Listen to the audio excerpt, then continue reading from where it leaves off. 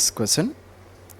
So a boat of mass m and length L is floating on water. So a man of mass m standing at one end of boat reaches other end of the boat. Find the distance moved by the boat by the time a person reaches the other end. So if I represent this diagram, then I can draw like this. So consider this is a boat of mass capital M and length of the boat is capital L. So here there is a person of mass M who is standing. So this person, by the time he reaches to other end of the boat, then what is the distance traveled by the boat present on water, and we are neglecting the frictional forces due to water in this condition. So to solve this problem and to measure all the distances, we need a point of reference, and I will consider this as my point of reference. So therefore, by the time this person reaches here, because of internal forces, this boat will move by a small distance of x, and that is our assumption. So as the person should travel in forward direction, he should push the boat in backwards direction due to friction. So because of this frictional forces, this boat starts moving in backward direction. But on the total system, I can say external forces acting are zero. So definitely the position of center of mass cannot change in this condition. So therefore, by the time the person reaches to other end of the boat will travel, let us consider, by a small distance of x, and now the man is present here. So now I want to find out what is this x value. So let us see how we can solve this problem. So we can solve this problem in two methods. First let us see the first method of solving the problem. So first let us calculate the position of center of mass in the first condition. So x center of mass is equals to m1 x1 plus m2 x2 divided by m1 plus m2. So x center of mass is equals to m1, mass of the boat I will take it as capital M, and x1 indicates the position of center of mass of the boat. So initially, if this is boat whose mass is uniformly distributed, that mass is symmetrically distributed, I can say that mass should be present at a distance of L by 2 from the axis which we are taking. So therefore x1 value will be L by 2 plus m2, that is the mass of this man m, and his center of mass will be present at a distance of L from this axis which we have taken. So L divided by capital M plus small m. So this is the initial position of center of mass. So let it be xcm1. Now if I calculate position of center of mass after this person has reached to other end of the boat, now how can I write? Mass of the boat is m, and the new position of center of mass of this boat, now it has shifted by a distance of x. So its center of mass will be here only. With respect to the boat, it is at a distance of L by 2. But with respect to the reference point which we have taken, it will be at a distance of L by 2 plus x. So therefore, now its center of mass is present at a distance of L by 2 plus x. And mass of the man is m, and his center of mass is at a distance of only x value from the reference which we have taken, divided by m1 plus small m plus capital M. Now as the total internal forces acting on this system are 0, that is the total external forces acting on this system is 0, the position of center of mass of total system should not change. It means that x center of mass 1 should be equals to x center of mass 2. Position of center of mass is not changing. So therefore I can equate these two relations. So therefore I can write ml by 2 plus ml divided by m plus m is equal to m into L by 2 plus x plus mx divided by m plus m. So this and this I can cancel. So ml by 2 plus ml is equals to ml by 2 plus capital M into x plus small m into x. ml by 2 they get cancelled. So therefore x, if I take common, capital M plus small m is equals to m into L. So therefore x is equals to m into L by m plus m. So this should be my answer. And here I got x to be positive value. It means that the boat will move in positive direction by a small distance of x is equals to m into L by m plus m, and this should be our answer. Now let us see how we can do the same problem by using a second method. So in second method we will use the concept of mass moments. So many times we have already discussed this concept of mass moments. So from the center of mass, if I calculate the mass moment of first body and if I calculate the mass moment of second body, totally it should be equal to 0. So that is m1 x1 dash plus m2 x2 dash should be equal to 0. And these are the mass moments from the center of mass that already we have discussed. Now same relation I can write like this also, m1 delta x1 dash plus m2 delta x2 dash also should be equal to 0. So that is the changed mass moment plus changed mass moment of another body, totally also it should be equal to 0. So therefore if I consider mass m1 to be my mass of the boat, so capital M. Now what is the change in position of this boat? So boat's center of mass has shifted by a distance of x here, so I will write x plus, and it has shifted in positive direction, so plus x I can multiply. And m2 is the mass of the man, and man has shifted left side by a distance of L minus x, because with respect to the boat the person has traveled a distance of L definitely, but by the time he reaches the other end of the boat has moved in opposite direction by a distance of x. So therefore with reference to the person on the ground, he will see that this man has finally shifted by a distance of L minus x, because this is the distance traveled by the boat. So therefore man has shifted by a distance of L minus x but in opposite direction. So therefore I can write into minus of L minus x, and totally it also should be equal to 0. So therefore capital M into x plus minus I can write minus m into L plus m into x, totally it should be equal to 0. Again if I take x common, then it is m plus m is equal to ml. So x is equals to m into L divided by m plus m. So again I got the same result. So either we can do that initial center of mass and final center of mass positions are not changing, so we equate the position of center of mass in both the conditions, then also we can calculate the displacement of the boat, or just by using mass moments also I can calculate the answer.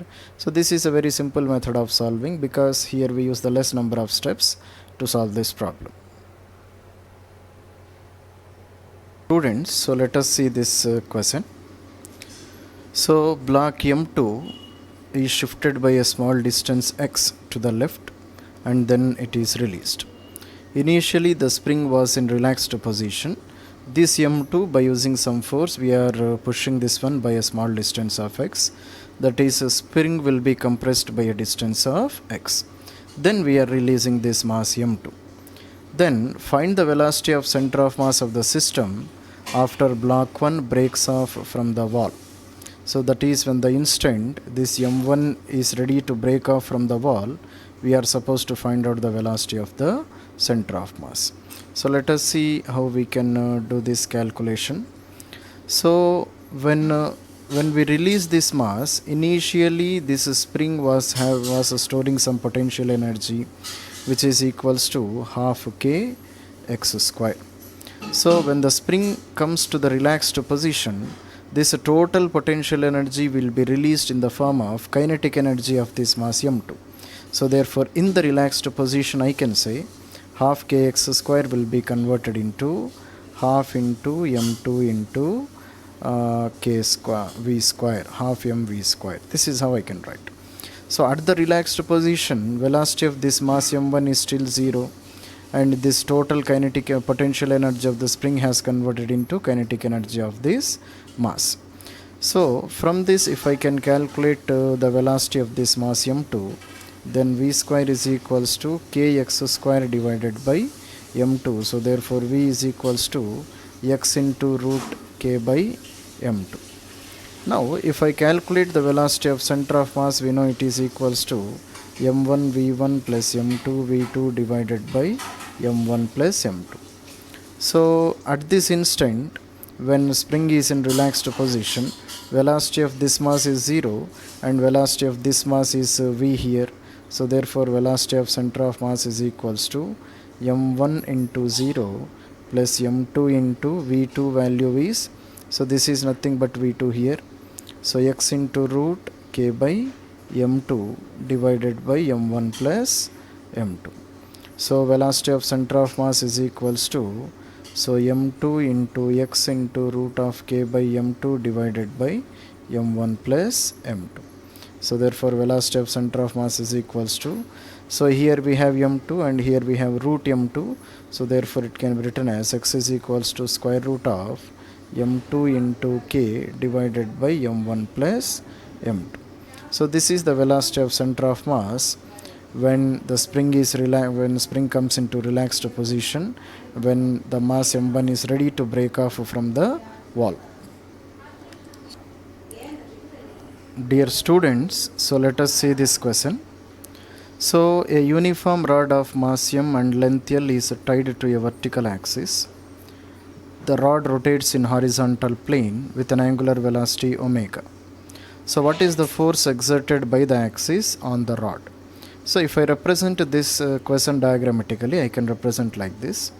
So this is the axis around which this rod is rotating. Mass of the rod is m, length of the rod is L, and it is rotating with an angular velocity of omega. Then this axis exerts how much force on this rod, that we are supposed to find out.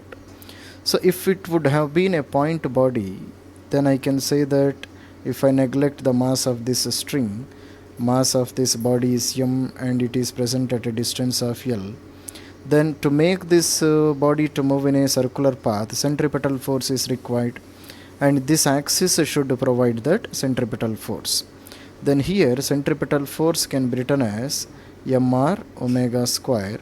So this is equals to m into L into omega square. So this would have been my answer. Now the same what you called formula, can I apply in this condition also or not? So definitely I can use the same relation, but the question is, what about the position of this rod? What about the position of mass of this rod? Mass is present throughout this rod, but with the help of center of mass concept, I can consider this rigid rod to be a point body by considering its total mass to be concentrated at its center of mass. So from this axis, this point of center of mass is at a distance of L by 2. Now it is equivalent to this mass, total mass of this rod present here, and it is rotating in a radius of L by 2. So therefore centripetal force required, or centripetal force applied by this rod, by this axis on this rod, should be equal to mr omega square. So F is equals to total mass of the rod is m, and the distance at which this center of mass is present from the axis should be equal to L by 2 into omega square. So F is equals to half ml omega square. So this should be our answer. So this problem we have done by considering the concept of center of mass. So same problem I can do by the method of calculus also, by integrations also, without considering the position of center of mass. So let us see how we can do the problem by using second method. So this is the rod. So from this axis I will take a small mass dm, which is present at a distance of a small l, and width of this small elemental strip which we have taken, let it be dl. So then I can write the small centripetal force that this rod should exert on this small mass of dm to move in a circular path with an angular velocity of omega, that can be written as df is equals to dm into L into omega square. So F is equals to mr omega square. So small force or small centripetal force to make this a small mass dm to move in a circular path is equals to mr omega square. So dm into, so distance from this axis to this small dm is L, small l, and angular velocity is omega. So now if I want to calculate what is the force that is required to rotate this total rod, then I have to integrate this on both sides. So by integrating on both sides, I get this integration and differentiation, they will get cancelled. So F is equals to integration, and the limits of integration are applied from 0 to L. So 0 to L dm. So dm into small l into omega square. Now how can I represent this dm? So dm I can write it as m by l into dl. So dl is the small length of this elemental strip which we have taken. So dl by l will give fractional length multiplied by total mass will give fractional mass. So therefore dm is equals to m by l into dl. Now if I substitute in this relation, so f is equals to integration of 0 to l. Instead of dm I can write m by l into dl into l into omega square. So m by capital L into omega square, they are constants. So m by l into omega square, integration of small l into dl, limits are applied from 0 to L.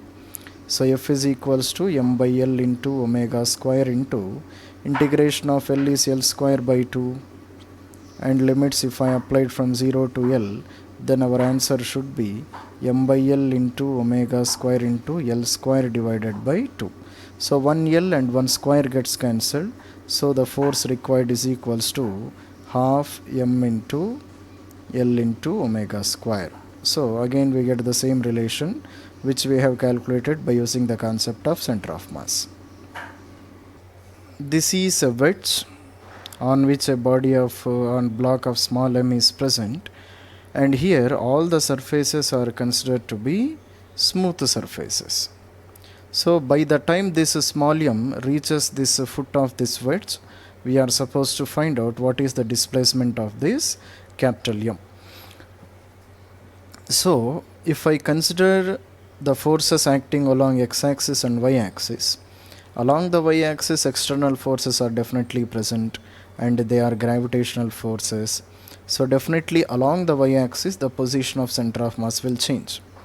But if you consider along the x-axis, there is no such external forces. So the position of center of mass along the x-axis is not going to change here.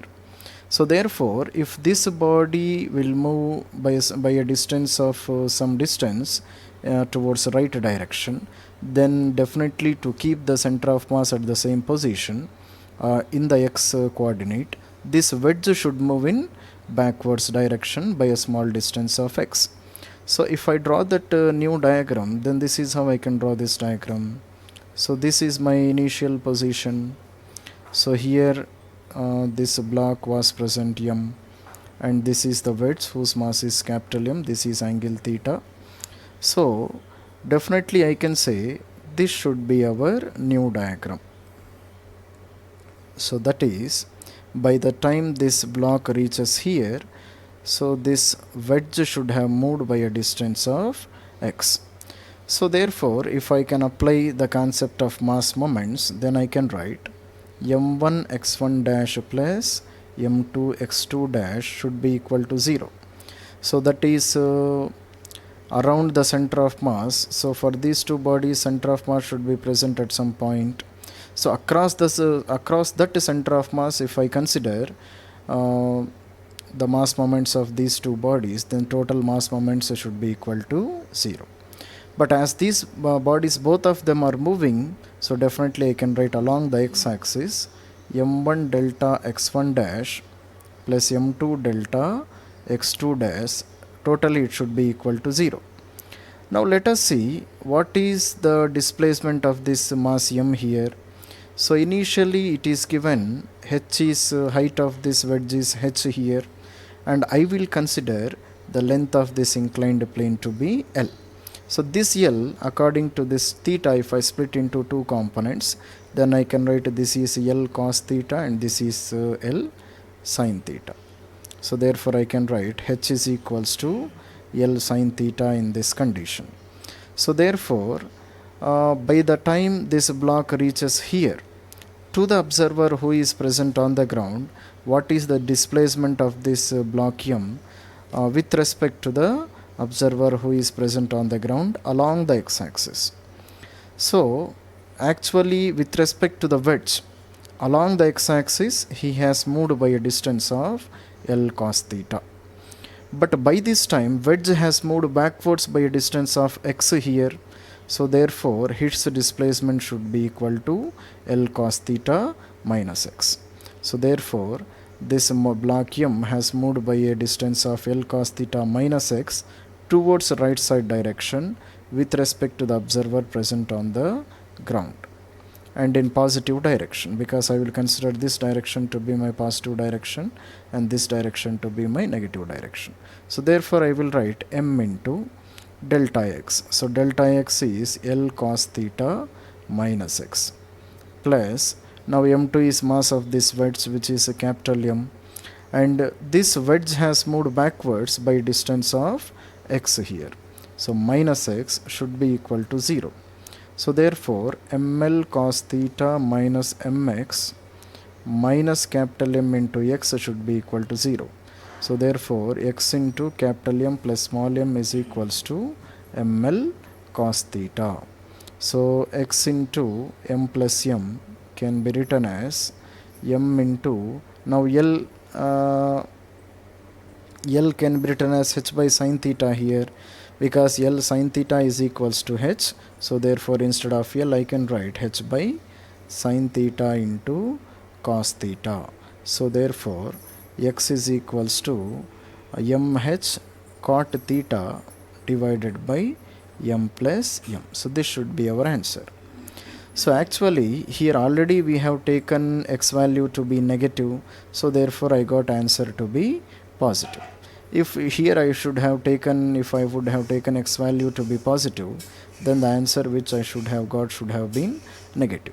So therefore if you want to write in terms of directions, then displacement of wedge will be how much?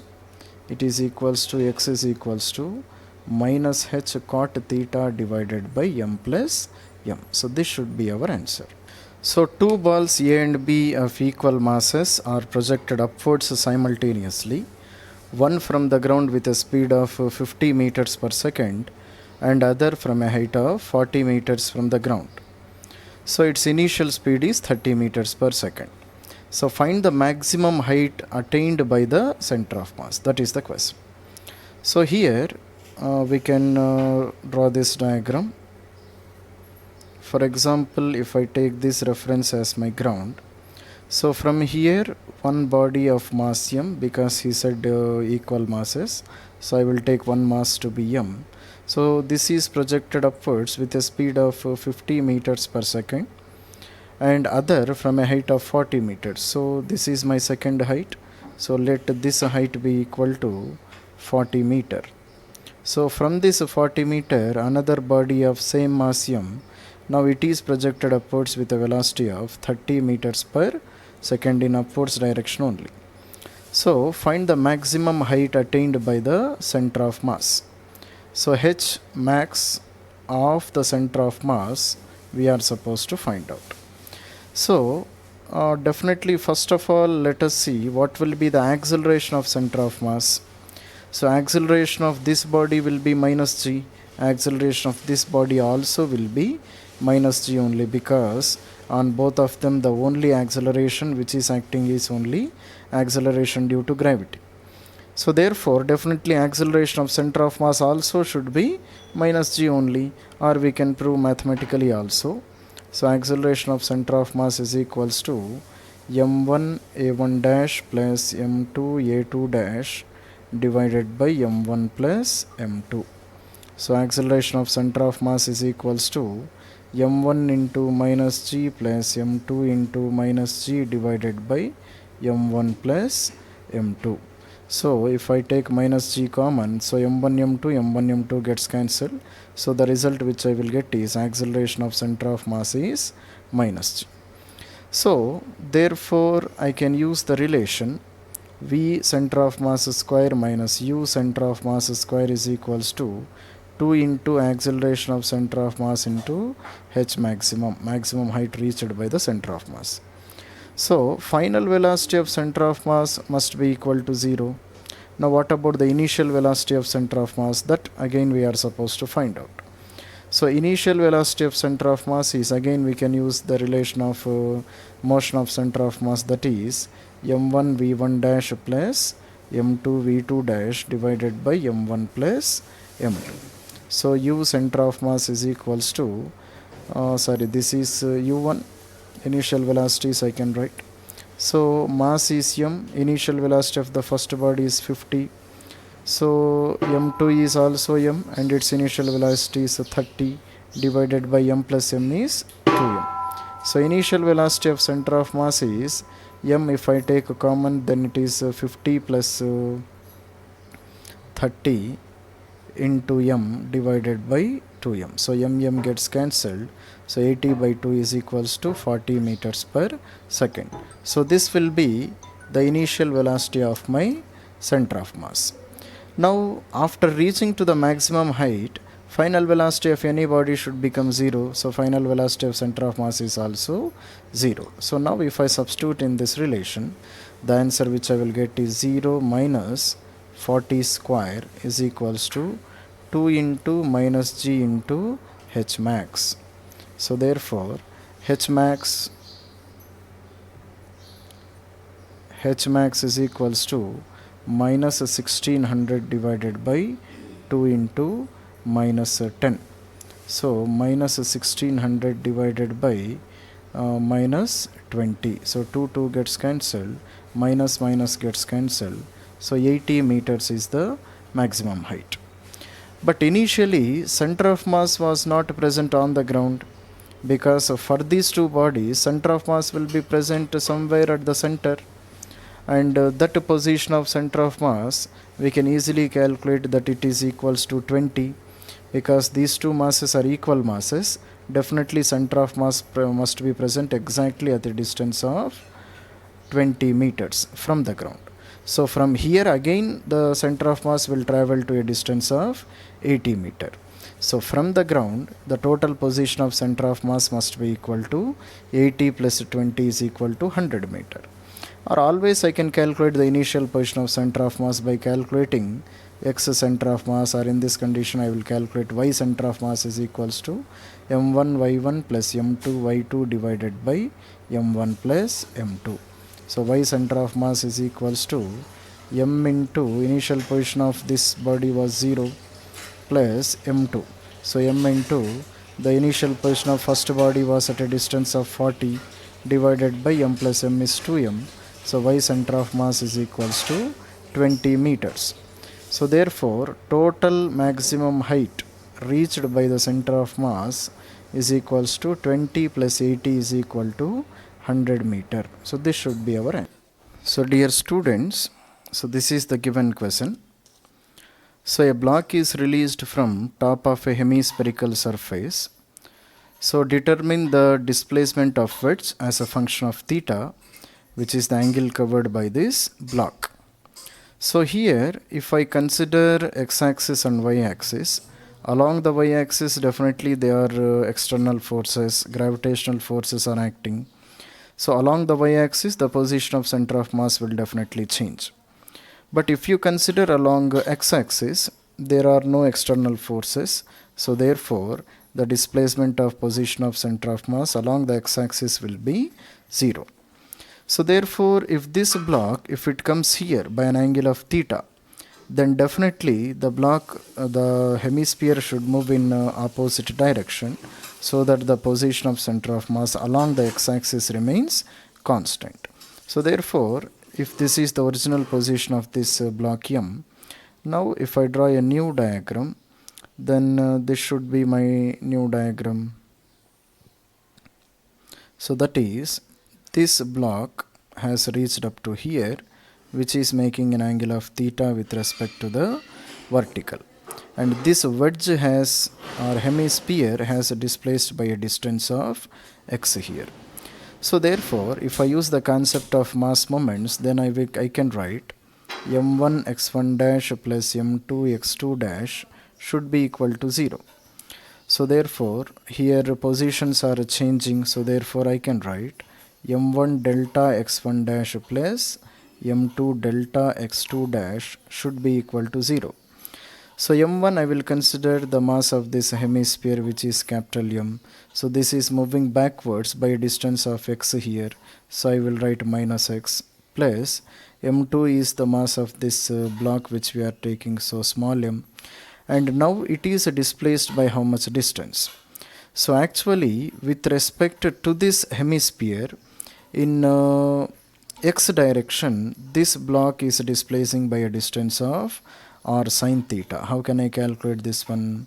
So this is the total radius. So this block has reached up to here. So therefore, this will be my new position. If this is r and if this is angle theta, then this will become r sine theta and this will become r cos theta here. So in x direction, with respect to this hemisphere, this block has displaced by r sine theta in x direction. But with respect to the observer who is observing from here, he sees that the displacement is only r sine theta minus x, because by the time it has reached from here to here, wedge has moved backwards by distance of x. So definitely his displacement will become r sine theta minus x, and total it should be equal to 0. So therefore, if I solve this equation, and here also I have minus x, here also I have minus x, if I take them to the other side, so x into m plus m is equals to r sine theta into m. So therefore x is equals to mr sine theta divided by m plus m. So this is the displacement of the wedge or hemisphere in backwards direction.